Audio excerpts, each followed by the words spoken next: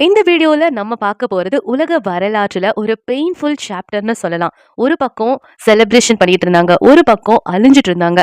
இந்த டாக்குமெண்ட்ரியோட பேரு 1948 creation and கேட்டாஸ்ட்ரோஃபி. இந்த ஒரு வருஷத்துல தான் மில்லியன்ஸ் ஆஃப் வாழ்வாதாரங்கள் அஃபெக்ட் பண்ணுச்சு.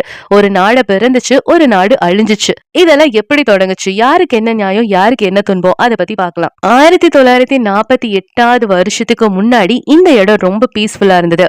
அதுதான் பாலஸ்டைன். முஸ்லிம்ஸுக்கும் கிறிஸ்டின்ஸுக்கும் ஜூஸுக்கும் எல்லாரும் சேர்ந்து நார்மலா வாழ்ந்துட்டு இருந்தாங்க. அங்க குடியிருந்தவங்க எல்லாம் மெஜாரிட்டியா அரப் முஸ்லிம்ஸ் தான். ஆனா பல்லாண்டுகளுக்கு முன்பா யூதர்கள் அங்க இருந்துட்டு இருந்தாங்க. சோ இதுல நல்லா புரிஞ்சுக்க வேண்டியது, இவங்கள வரதுக்கு முன்னாடியே யூதர்கள் அங்க இருந்துட்டு இருந்தாங்க. ஃபுட்டு, கல்ச்சுரல், ஃபெஸ்டிவல்ஸ், லாங்குவேஜ் எல்லாமே மிக்ஸ் ஆயிருந்தது.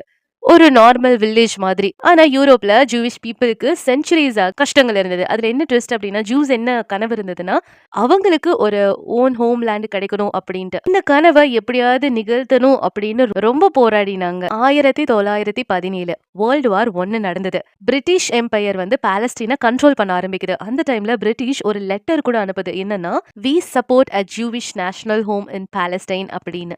அதாவது பாலஸ்தீன் அப்படிங்கிற இடத்துல ஜூவிஷ் பீப்புளுக்கான ஒரு ஹோம் நேஷனல் அங்க பண்றதுக்காக நாங்க சப்போர்ட் பண்றோம் அப்படின்னு. இது பால்ஃபோர் டிக்ளரேஷன். அரப் மக்கள் எல்லாம் ரொம்ப ஷாக் ஆனாங்க. அவங்க என்ன சொன்னாங்க, இது நம்ம ஆன்சிஸ்டர் லேண்ட், நாங்க தான் 400 வருஷமா இங்க இருக்கோம், எப்படி வேற கம்யூனிட்டிக்கு ஹோம் லேண்ட் கொடுப்பாங்க. பயம் அதிகரிச்சது. அரப் பீப்புள் வந்துட்டு என்ன ஃபீல் பண்ணாங்கன்னா, ஸ்லோவா நம்ம இடம் எல்லாம் நம்மள விட்டு போயிடுமோ அப்படின்னு. இந்த டிக்ளரேஷன்ல இருந்த சிங்கிள் சென்டென்ஸ் ஃபியூச்சர்ல லேக்ஸ் ஆஃப் லைவ்ஸ் டெஸ்ட்ராய் பண்ணுச்சு. 1920 இருந்து இந்த யூதர்கள் பாலஸ்டைனுக்கு மைக்ரேட் ஆக ஆரம்பிச்சாங்க. ஏன்னா யூரோப்ல அவங்கள செகண்ட் கிளாஸ் சிட்டிசன்ஸ் போல ட்ரீட் பண்ண ஆரம்பிச்சாங்க. ஏன்னா அவங்களை கொத்தடிமையாய் கொலை கூட பண்ண தயங்கல. அவங்களுக்கு எப்படின்னா, இந்த பாலஸ்தீனியன்ஸ் கூட இருக்க லேண்ட் தான் இவங்களுக்கு சேஃப்டி மாதிரி தெரிஞ்சிச்சு. ஆனா ப்ராப்ளம் என்னன்னா, ஏஷியா லேண்ட் ரிசோர்சஸ் வந்து லிமிட்டடா இருக்கு. ஒவ்வொரு மைக்ரேஷன் வேவ்க்கும் டென்ஷன் அதிகமாச்சு. அண்ட் அரப் வில்லேஜஸ் என்ன சொன்னாங்கன்னா, நம்மளுக்கு இருக்கிற இடத்த வேற யாருக்கோ கொடுக்குறாங்க, எங்க வாழ்க்கையை கொடுத்த மாதிரி இருந்துச்சுன்னு சொன்னாங்க. அதுவே வந்து யூத மக்கள், அது மைக்ரன்ட்ஸ் என்ன சொன்னாங்க அப்படின்னா, நாங்க இறந்து போறோம், எங்களுக்கு சேஃப்டி கிடைக்கல, இதுதான் எங்களுக்கு கனவு நாடு அப்படின்னு சொல்லி ரொம்ப ஃபீல் பண்ணாங்க. அவங்களோட இமோஷன்ஸ் வந்து ரொம்ப வேலிடா இருந்தது. ஆனாலும் ஒரு பதட்டம் இருந்துகிட்டே இருந்தது. 1940 ஹோலோகாஸ்ட், அதாவது 6 மில்லியன் யூதர்கள் கொல்லப்பட்டாங்க. யூரோப்ல அவங்களுக்கு லைஃப் சேஃபே கிடையாது அண்ட் ஜீரோ ஆப்ஷன். என்ன பண்றதுன்னு அவங்களுக்கு தெரியல.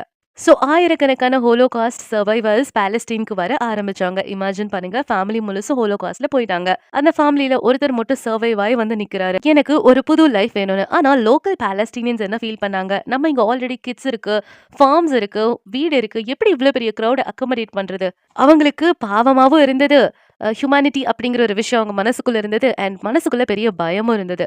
அண்ட் 1947 யுனைடெட் நேஷன்ஸ் என்ன சொல்லுது அப்படின்னா, இந்த பாலஸ்தீனை ரெண்டா பிரிக்கணும், 2 ஸ்டேட்டா பிரிக்கணும். ஒன்னு வந்து யூதர்களுக்காகவும், இன்னொன்னு வந்து அரபுக்காகவும். இதெல்லாம் சொல்லிட்டு ஒரு மேப் கொடுக்குறாங்க. அந்த மேப் பார்க்கும்போது ரொம்ப அன்ஃபேரா இருந்தது. என்னன்னா, யூதர்களுக்கு மெஜாரிட்டி லேண்ட் இருந்தது. அப்போ வந்துட்டு யூதர்களோட பாப்புலேஷன் பாலஸ்தீன்ல 33% தான். ஆனா அவங்க யூதர்களுக்கு அசைன் பண்ண land area 55%. So Arab leaders எல்லாம் ஓபனா ரிஜெக்ட் பண்ணப்பட்டாங்க. ஆனா ஒரு பக்கம் யூதர்கள் ஓகே நாங்க எடுத்துக்கிறோம்னு சொல்லி அக்செப்ட் பண்ணிட்டாங்க. கான்ஃபிளிக்ட் ஃபைனல் ஸ்டேஜுக்கு வந்துருச்சு. மே 14, 1948 டேவிட் பன் அனௌன்ஸ் பண்றாரு, அதாவது the state of Israel is born அப்படின்னு சொல்லிட்டு, இஸ்ரேல் பிறந்ததுன்னு சொல்லிட்டு யூதர்களுக்கு இது சர்வைவல் ஹோப், அவங்களுடைய கனவு பலிச்சிருச்சுன்னு சொல்றாரு. செலிப்ரேஷன் தொடங்குது. இந்த அரபு நாடுகளான எகிப்து, சிரியா, யோர்தான், ஈராக் உடனே போர் தொடுக்கணும்னு சொல்லி பிளான் பண்றாங்க. அதாவது வித்தின் ஹவர்ஸ்குள்ள ரொம்ப இமோஷனலான வார் ஸ்டார்ட் ஆகுது. இதான் கேட்டாஸ்ட்ரோஃபி ஸ்டார்ட் ஆகுது. நக்பா, அதாவது அரப் சைட்ல 1948 நக்பான்னு சொல்லக்கூடிய தி கிரேட் கேட்டாஸ்ட்ரோஃபி ஸ்டார்ட் ஆகுது. ஏன் அப்படின்னா, 7,50,000 பிளஸ் பாலஸ்டீனியன்ஸ் வந்துட்டு ஃபோர்ஸ் பண்ணி வெளியனுப்பப்பட்டாங்க. இப்ப நினைச்சு பாருங்க, நீங்க ஒரு வீட்ல இருக்கீங்க, இதெல்லாம் வேற நாட்டுக்கு சொந்தம், நீங்க வெளியே போங்கன்னு சொன்னா எப்படி இருக்கும். கவர்மெண்ட்னாலும் எதுவும் பண்ண முடியல.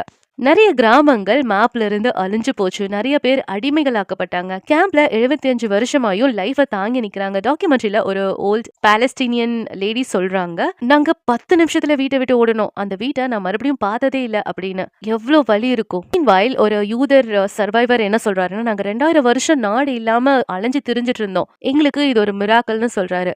ரெண்டு சைடுக்கும் நீதி, ஹிஸ்டரி, இமோஷன்ஸ் வேற வேற மாதிரி இருந்தது. இதுல எப்படி யாருக்கு சப்போர்ட் பண்றதுன்னு தெரியல.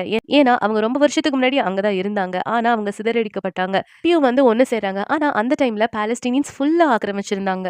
அவங்களும் அவங்களுக்கு வீடு, நிலம் எல்லாமே இருந்தது. ஸோ அவங்க டக்குன்னு வந்துட்டு எங்களுக்கு இந்த இடத்த எடுத்துக்கிறோம் அப்படின்னு சொல்லும்போது, நம்ம யாருக்கு சப்போர்ட் பண்ணணும்? என்ன பண்ணணும்? நம்மளுக்கே கன்ஃப்யூஸ்டா இருக்குல்ல. சில பாலஸ்தீனியன்ஸ் வந்துட்டு அட்டாக் பண்ண ஆரம்பிச்சாங்க. சில யூதர்கள் வந்துட்டு செட்டில்மெண்ட் அவங்களும் அட்டாக் பண்ண ஆரம்பிச்சாங்க. 2 சைடும் லாஸ் ஆச்சு. 2 சைடும் மிஸ்டேக் இருந்துச்சு.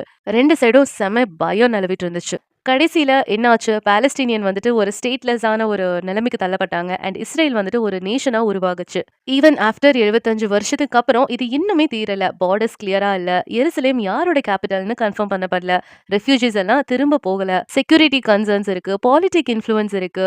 ஒரு ஜெனரேஷன் வெறுப்பு அடுத்த ஜெனரேஷனுக்கு அப்படியே போகுது. இந்த ஹிஸ்டரி ஒரு சைடு மட்டும் இல்ல. ஒரு சைடு உண்மை மட்டும் இல்ல. 2 சைடும் உண்மை இருக்கு. 2 சைடும் வலி இருக்கு. 2 சைடும் ஸ்டோரி இருக்கு. இத புரிஞ்சுக்கிட்டு பீஸ்ஃபுல்லா இருக்கணும் அப்படின்னு நினைக்கிறது தப்பு இல்லல்ல. 1948 கிரியேஷன் அண்ட் கேட்டஸ்ட்ரோஃபி நமக்கு என்ன சொல்லுது அப்படின்னா, வார் ஒரு சைடு மட்டும் வின் பண்ணல. ஒரு சைடு வின் பண்ணியிருந்தா ஹியூமனிட்டி லூஸ் ஆயிடுச்சு. இத பத்தி உங்க கருத்து என்ன? இந்த வீடியோ பிடிச்சிருந்தா லைக் பண்ணுங்க, ஷேர் பண்ணுங்க, சப்ஸ்கிரைப் பண்ண மறந்துடாதீங்க.